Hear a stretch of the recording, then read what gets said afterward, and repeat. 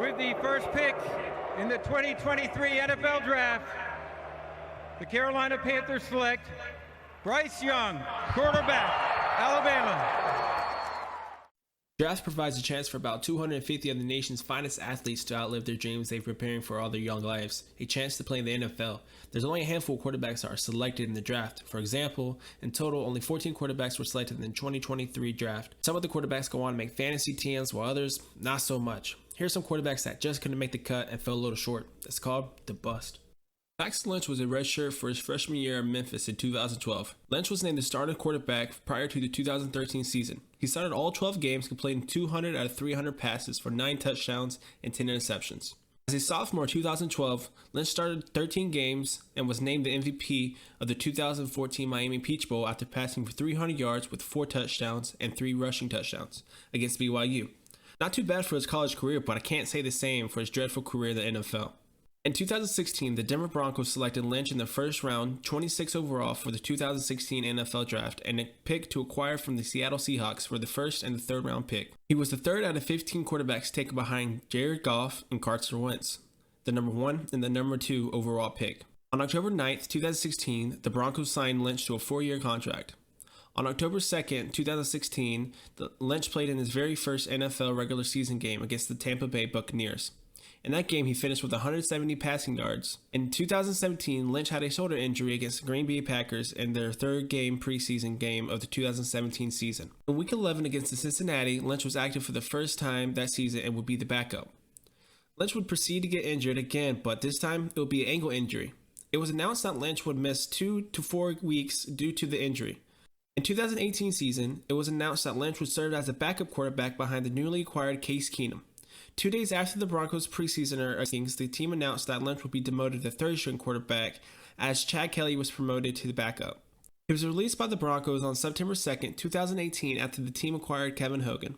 He would go on to play for the CFL, the XFL, the USFL, but would be benched on all those as well. And I just want to say one thing to the fans and everybody in Gator Nation.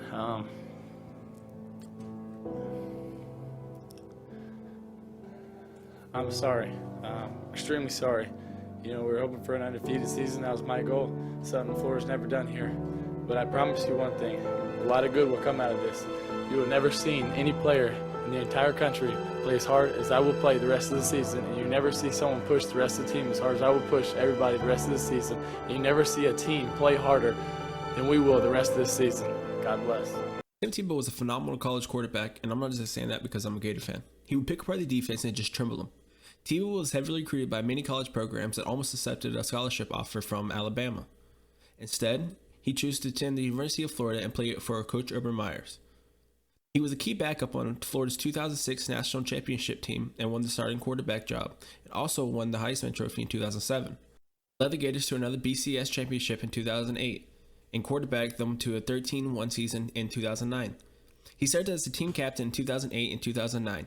Tebow set numerous personal, school, and national records in 2007, which includes University of Florida's single-game quarterback rushing yards for 166 Week 4, SEC season rushing yards touchdowns in a single game, SEC season touchdowns passing and rushing. On December 8, 2007, Tebow was awarded the Heisman Trophy, finishing above Arkansas's Darren McFadden, Hawaii's Colt Brennan, and Missouri's Chase Daniels. He was the first sophomore to win the Heisman Trophy. On January 11, 2009, at the national championship game celebration held at Ben Hill Griffin Stadium, Tebow announced that he would not be making himself eligible for the 2009 NFL Draft, but instead he would be returning for his senior year at Florida. At the end of his college career, Tebow held 5 NCAA, 14 SEC, and 28 University of Florida stats records. He was the SEC's all-time leader in career passing efficiency. He was an outstanding college player and was a threat to all teams he played, but I can't say the same in the NFL. After passing on 2009 NFL Draft for his senior season at Florida, Tebow went on to enter the 2010 NFL Draft.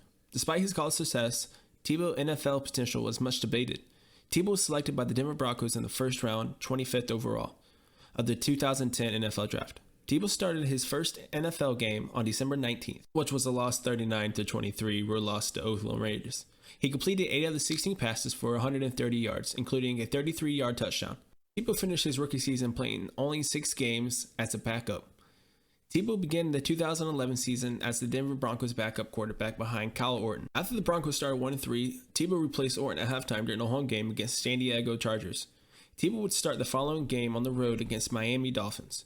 Tebow struggled for 3.5 quarters against the Dolphins, taking 6 sacks but coming back from a 15-0 deficit in the last 3 minutes to win the game 18-15 in overtime. The next week, Tebow took 7 sacks in the 45-10 loss to Detroit Lions. Tebow would be the Broncos' starting quarterback going on in training camp in 2012, despite the on-field success by the Broncos under Tebow.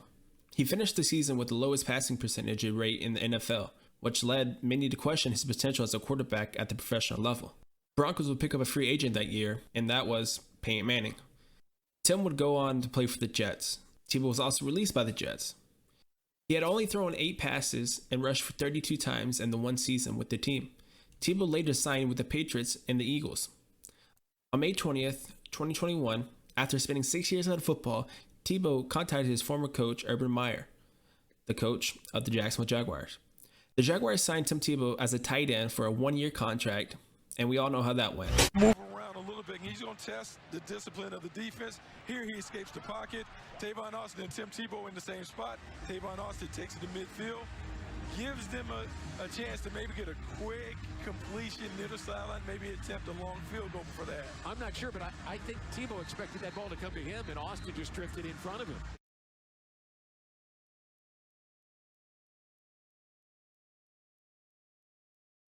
I couldn't say that he was a complete bust, but he definitely didn't live up to the hype that surrounded him. Our next quarterback is Johnny Football. I could go on and on why this was a disaster in making. Johnny Manziel was not meant to be in the NFL. He was a phenomenal quarterback at Texas A&M, but that was about it. Johnny Manziel became the first freshman to win the Heisman. His 2013 season at Texas A&M was pretty decent. In the game against the number 1 Alabama, Manziel threw for a school record of 464 yards and 5 touchdowns. He didn't do it all by himself though. His main target during the game was Mike Evans, who completed 7 receptions for a school record of 279 yards. In the 51-41 win over Mississippi State, Manziel tied the single game career high for 5 touchdowns, while also throwing for 446 yards, but with 3 interceptions. In January 2014, Manziel announced that he would forego his junior season and enter the 2014 NFL Draft. He was projected to be a first-round pick. On draft day, 21 teams, including the Cleveland Browns, passed over Manziel. While Manziel was waiting to get drafted, he texted the Browns quarterback coach that he wanted to wreck the league in Cleveland. The quarterback coach forwarded a text message to the head coach, who made the decision to trade up to draft Manziel. The Browns drafted him 22nd overall. At 5'11", he was the shortest quarterback drafted in the first round until Kyler Murray in 2019. Manziel made his first NFL career in the Browns' Week 15 game against the Cincinnati Bengals. Manziel completed 10 out of the 18 passes for 80 yards and 2 interceptions, and being sacked 3 times. The Browns lost 30-0. Manziel completed 3 out of the 8 passes in the second career start against the Carolina Panthers, who would get injured in that game with a hamstring injury. Manziel ruled out for the Browns' regular season finals against the Baltimore Ravens. Overall, Manziel completed 18 out of the 35 passes for 176 yards and 2 interceptions. Manziel wasn't doing as bad on the field as off the field. He just couldn't keep his name out of the news. We all know Johnny was the partying type, from the classic pictures of the Scooby-Doos to even dressing up in costumes and going out. He really didn't have a chance in the NFL. I mean, for crying out loud, the dude never even watched tape.